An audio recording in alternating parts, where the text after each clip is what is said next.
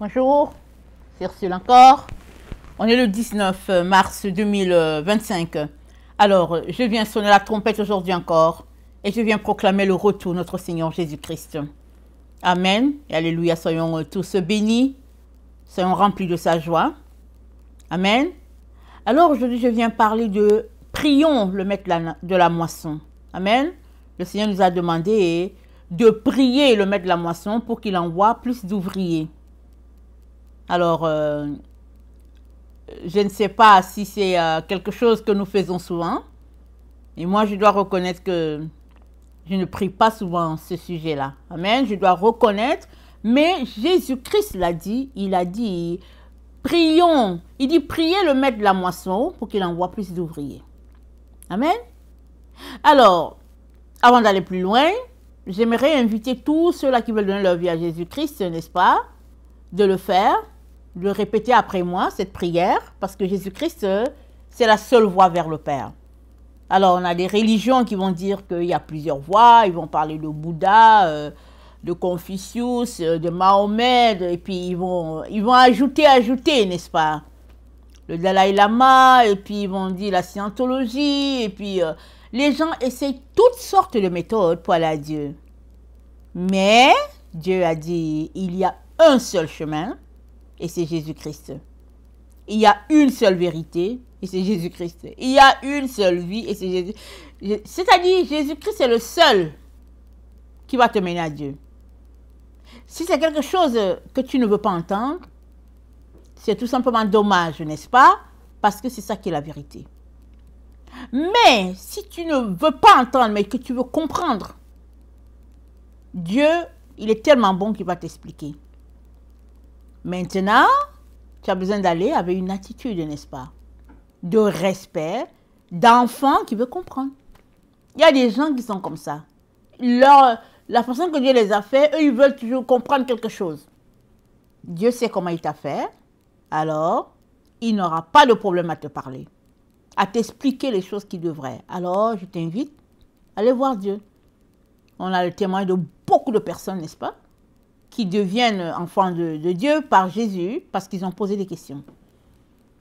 Alors, pose tes questions et Dieu va te répondre. Amen. Sinon, pour ceux-là qui veulent donner leur vie à Jésus, je t'invite à répéter après moi, Seigneur Jésus, merci d'être mort sur le bois du calvaire pour moi. Merci d'avoir échangé ta vie contre la mienne.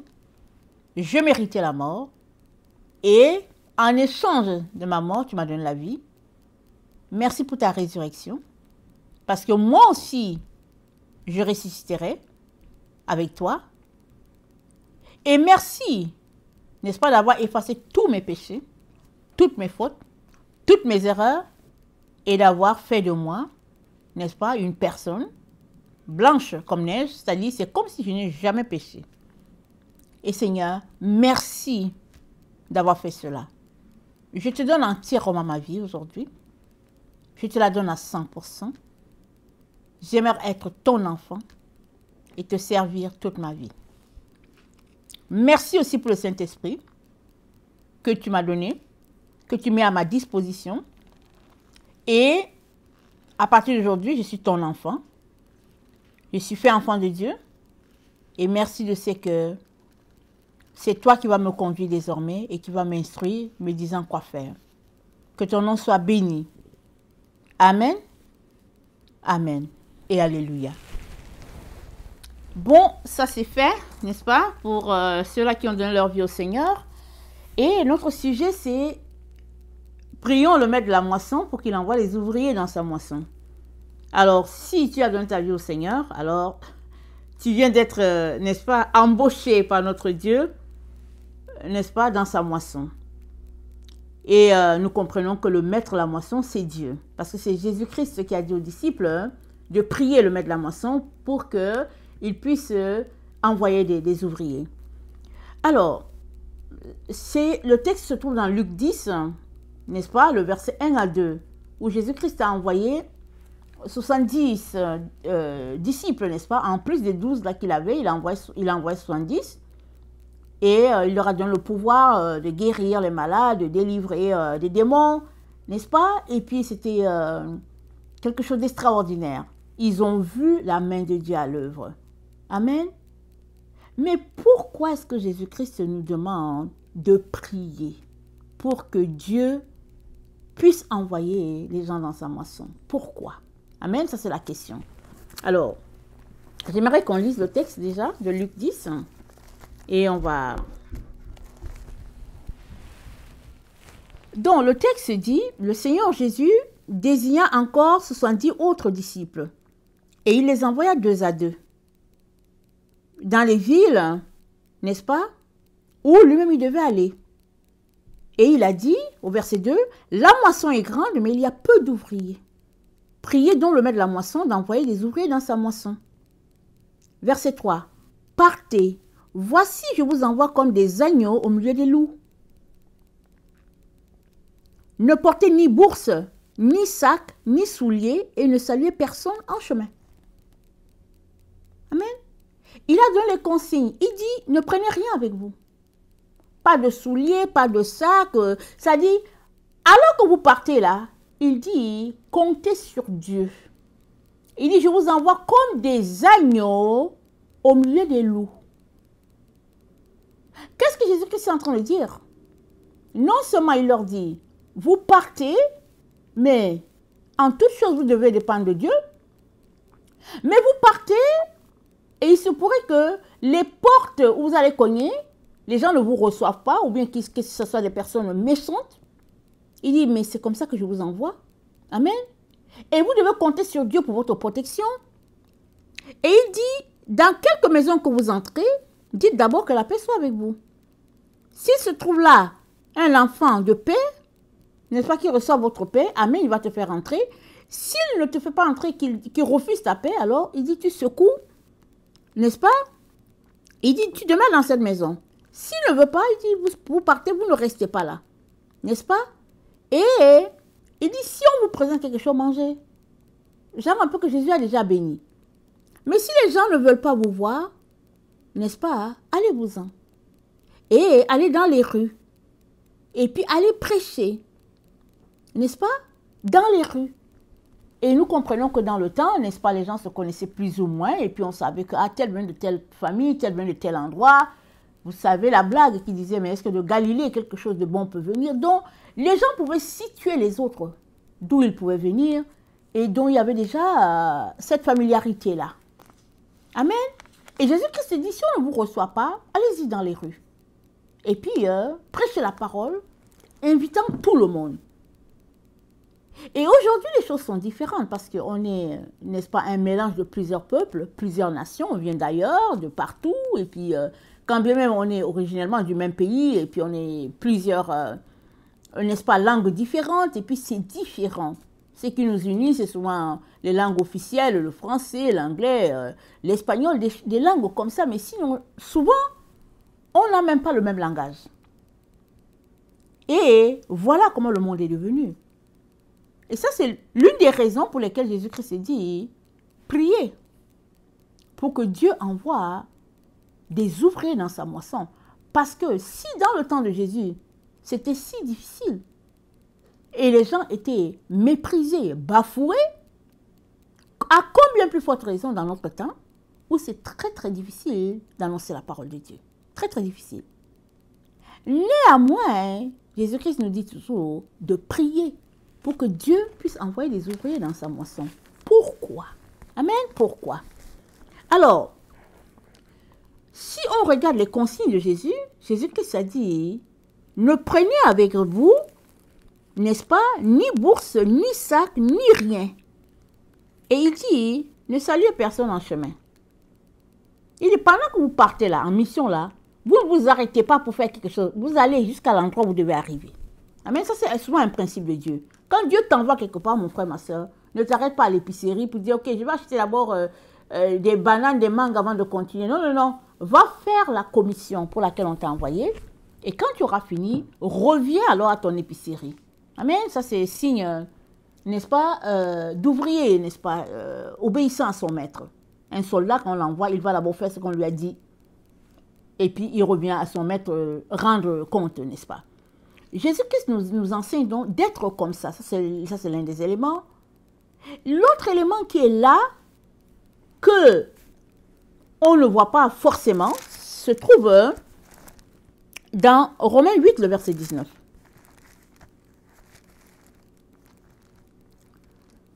Romains 8, le verset 19 dit « Aussi, la création attend-elle avec un ardent désir la révélation des fils de Dieu. » Amen.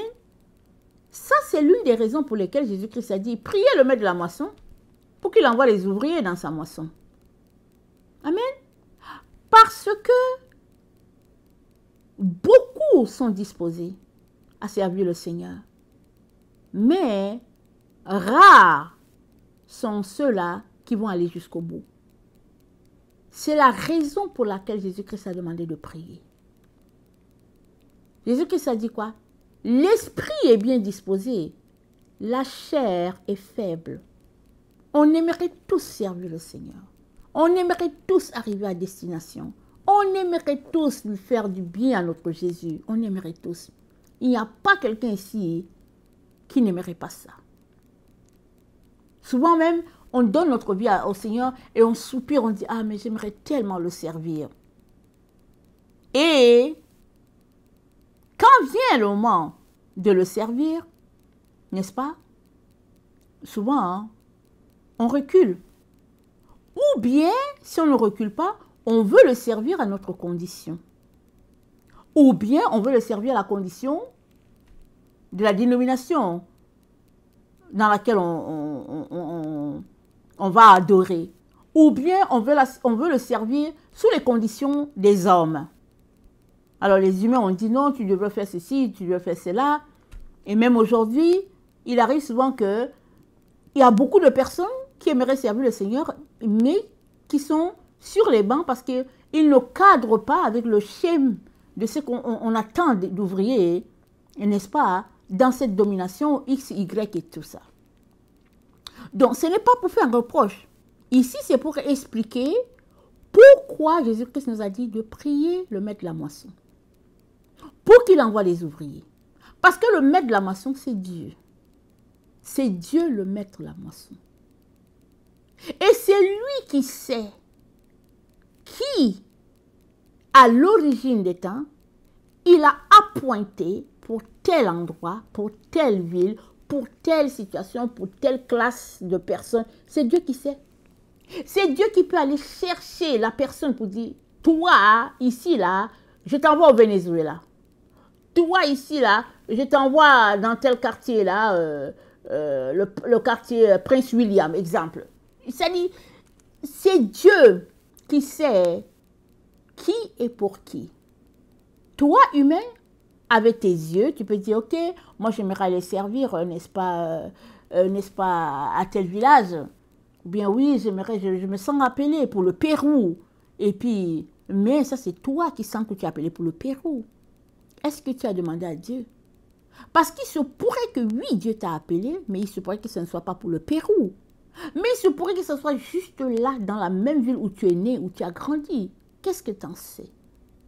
C'est en priant que Dieu va te dire, ma fille, mon fils, c'est ici. J'aimerais que tu ailles servir, mais que tu serves en tant qu'enseignante du primaire. J'aimerais que tu ailles servir, mais j'aimerais que tu ailles, par exemple, comme sage-femme dans tel hôpital. C'est comme ça que tu vas me servir. Et tant et aussi longtemps que tu restes fidèle en train de faire ce qu'il te demande, alors vient le moment où il va te dire, ok, maintenant tu as bien fait, vas-y à telle situation, ajoute à tel endroit. Amen, c'est Dieu qui décide. Amen. Donc, c'est dit quoi? C'est dit, excusez-moi, je n'étais pas dans mon texte, excusez-moi. Alors, dans 1 Corinthiens 4, le verset 12, dans 1 Corinthiens 4, le verset 12, c'est dit,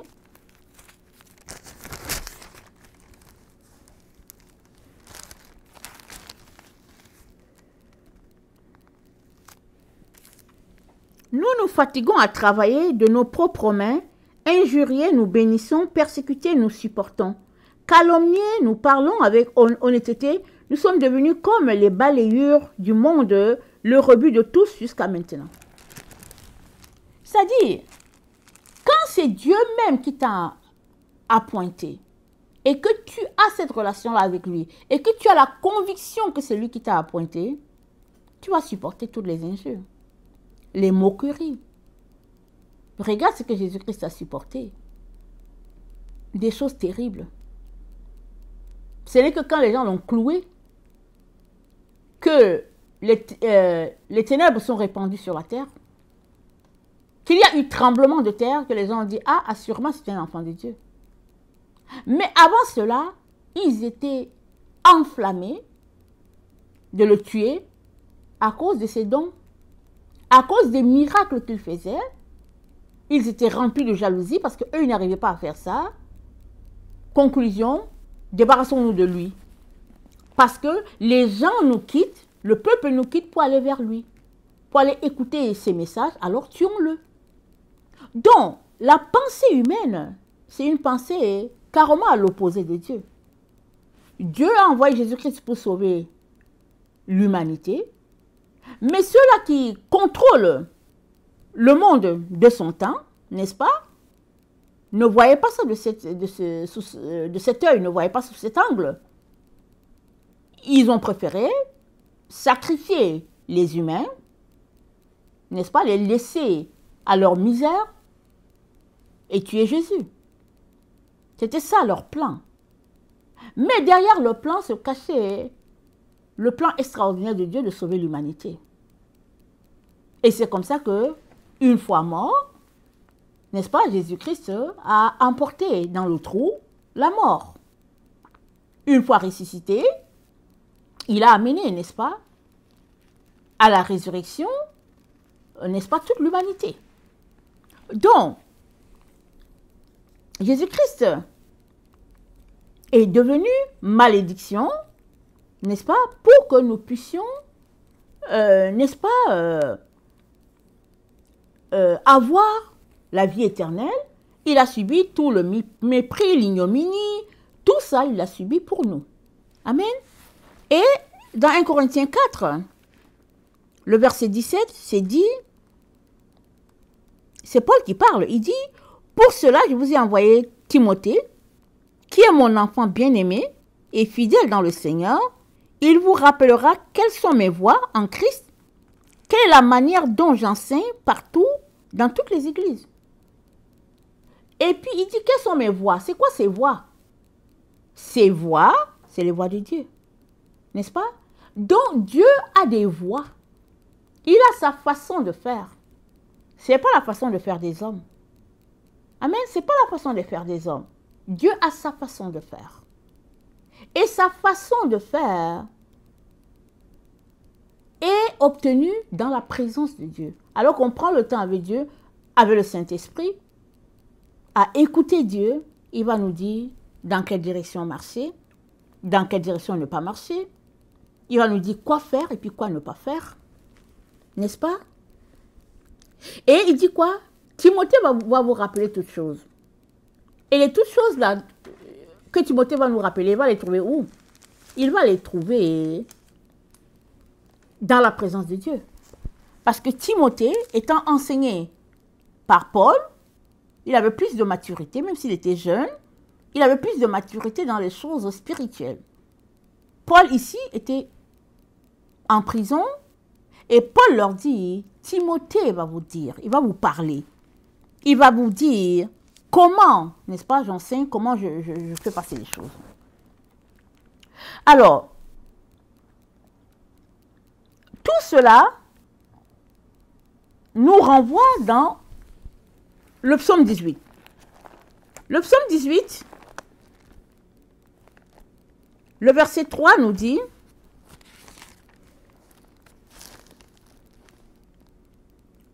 Éternel, mon rocher, ma forteresse, mon libérateur, mon Dieu, mon rocher, où je trouve mon abri, mon bouclier, la force qui me sauve, ma haute retraite. Et c'est Dieu qui sauve. C'est Dieu notre retraite. Ce n'est pas quelqu'un d'autre. Alors Dieu te sauve, n'est-ce pas? Et il t'amène sur le chemin qu'il a pour toi. Ce qu'il t'a appelé à faire. Alors, s'il ne t'a pas appelé sur le champ missionnaire, comme exemple, un pasteur ou bien un, comment on appelle ça, un évangéliste, il t'a appelé à quelque part. Ça peut être dans le domaine de la médecine, ça peut être comme un instructeur à l'école, peu importe, on sert Dieu partout. Tous les domaines de la terre, on sert Dieu. Il faudrait seulement que tu sois sûr et certain que c'est Dieu qui t'a appelé à cet endroit. Parce qu'à l'endroit où Dieu t'a appelé, la moisson se trouve là. Amen. La moisson se trouve là. Ce qui arrive souvent, c'est que on aime le Seigneur et souvent on regarde pour voir quel est l'endroit où on peut avoir un meilleur salaire pour s'occuper de notre famille, pour pouvoir prendre soin de nos besoins. Et finalement, on se retrouve carrément à l'opposé de l'endroit où Dieu nous voulait. Mais ce n'est pas ça que Dieu veut pour nous. Dieu veut pour nous, n'est-ce pas, que nous puissions marcher dans ses voies jusqu'au bout. Et la seule manière, c'est qu'on ait cette assurance-là que c'est lui. On ait cette certitude-là que c'est lui. Et Dieu nous appelle, n'est-ce pas, à faire ce qu'il nous dit. Et dans 1 Corinthiens 4 toujours, 1 Corinthiens 4, le texte qu'on venait de lire,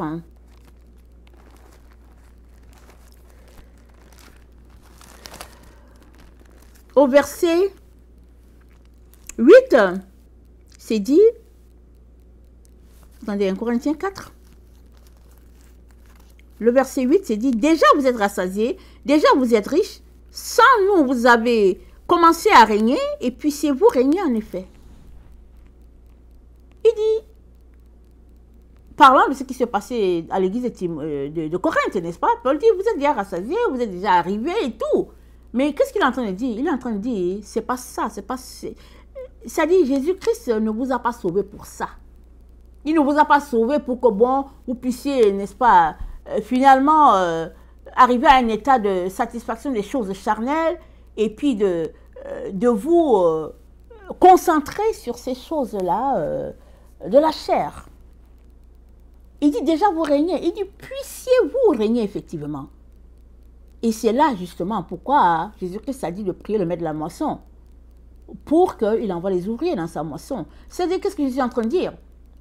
Il est en train de dire, n'est-ce pas, la moisson, c'est une moisson globale. Je veux dire, Dieu compte sur nous pour rassembler ses enfants. Il compte sur nous.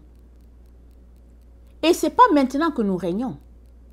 N'est-ce pas? Nous régnerons avec Christ. Il dit quoi? Dans Apocalypse 5, le verset 10, c'est dit, et ils seront sacrificateurs de Christ sur la terre. Ils régneront avec Christ sur la terre.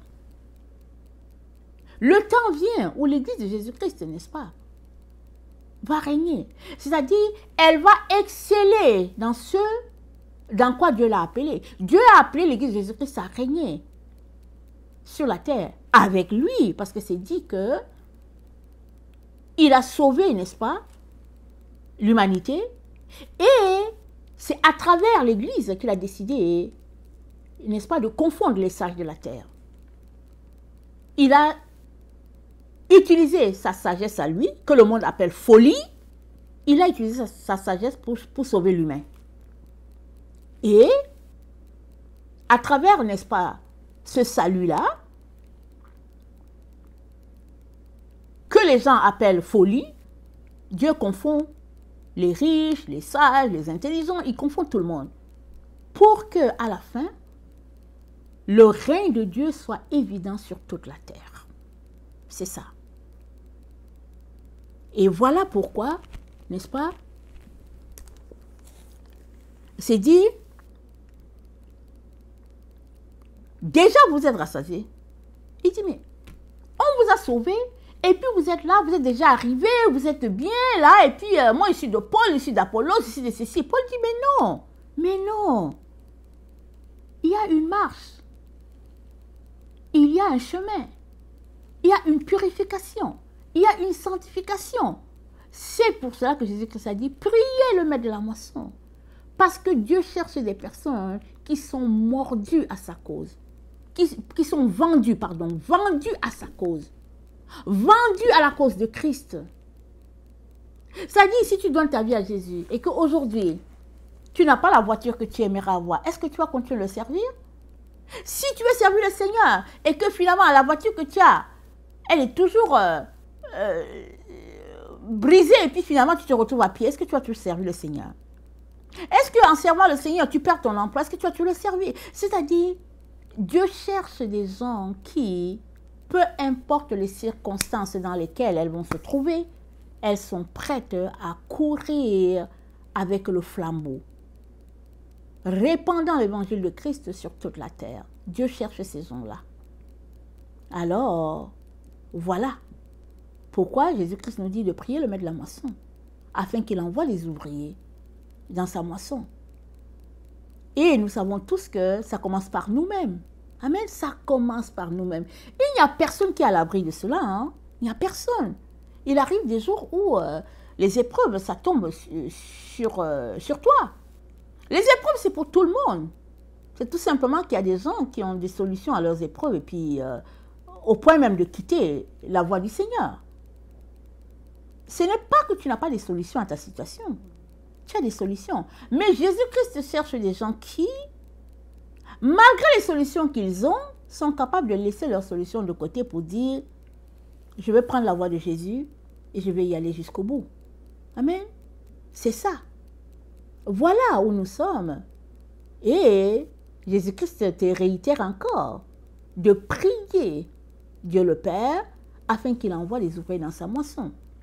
Et si cet ouvrier c'est toi, n'hésite pas à aller jusqu'au bout. Parce que tu vas régner à la fin de ton parcours sur la terre. Ce n'est pas maintenant. Voilà pourquoi il y a plusieurs personnes qui donnent leur vie à Jésus et en cours de route, ils bifurquent. Parce que subitement, ils ont besoin d'être riches, parce que subitement, ils ont besoin de tel business. Et puis finalement, ces personnes enflammées pour le Seigneur au début se retrouvent tout simplement à avoir perdu tout intérêt pour le Seigneur et ils se mettent à travailler à autre chose. Vraiment où Dieu ne les a pas appelés. Mais ce n'est pas ça. Amen, ce n'est pas ça que Dieu a pour nous. Alors, je viens nous encourager, n'est-ce pas, à continuer de prier le maître de la moisson pour qu'il envoie les ouvriers dans son champ. Alors, que, n'est-ce pas, cet ouvrier, ça peut être toi, cet ouvrier, ça peut être moi, mais prions ensemble afin que chaque coin de la terre ne manque pas d'avoir ces ouvriers-là, enflammés pour le Seigneur, qui sont prêts à aller jusqu'au bout. Je vais encore lire le texte de Romains 8 et puis je vais, n'est-ce pas, m'arrêter dans ça. Alors, Romains 8, le verset 19 dit « Aussi la création attend-elle avec un ardent désir la révélation des fils de Dieu, car la création a été soumise à la vanité, non de son gré, mais à cause de celui qui l'y a soumise, avec l'espérance qu'elle aussi sera affranchie de la servitude de la corruption, pour avoir part à la liberté de la gloire des enfants de Dieu. Or, nous savons que jusqu'à ce jour, la création tout entière soupire et souffre des douleurs de l'enfantement. Et ce n'est pas elle seulement, mais nous aussi qui avons les prémices de l'esprit, nous aussi nous soupirons en nous-mêmes en attendant l'adoption, la rédemption de notre corps. Amen. Alors, la création tout entière attend l'adoption des enfants de Dieu, la révélation. Mais c'est qui ces enfants de Dieu? C'est toi et moi. Amen. C'est toi et moi. C'est-à-dire, c'est toutes ces personnes-là qui sont prêtes à laisser de côté leurs intérêts, leurs ambitions pour aller servir le Seigneur. Amen. Et n'hésite pas, n'est-ce pas, à prier afin que Dieu puisse envoyer des gens. Et si cette personne, c'est toi. Amen. Gloire à Dieu. Gloire à Dieu que tu puisses avoir vraiment cette détermination-là à aller jusqu'au bout. Et c'est là, n'est-ce pas, que intervient toute cette situation de persévérance, d'endurance parce que Dieu nous épure par les épreuves qu'il envoie sur notre chemin. Amen. C'est pas vrai que la vie chrétienne, c'est une vie sans épreuves. Non, c'est pas vrai.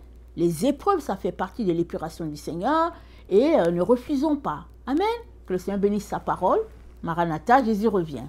Amen et alléluia. Amen.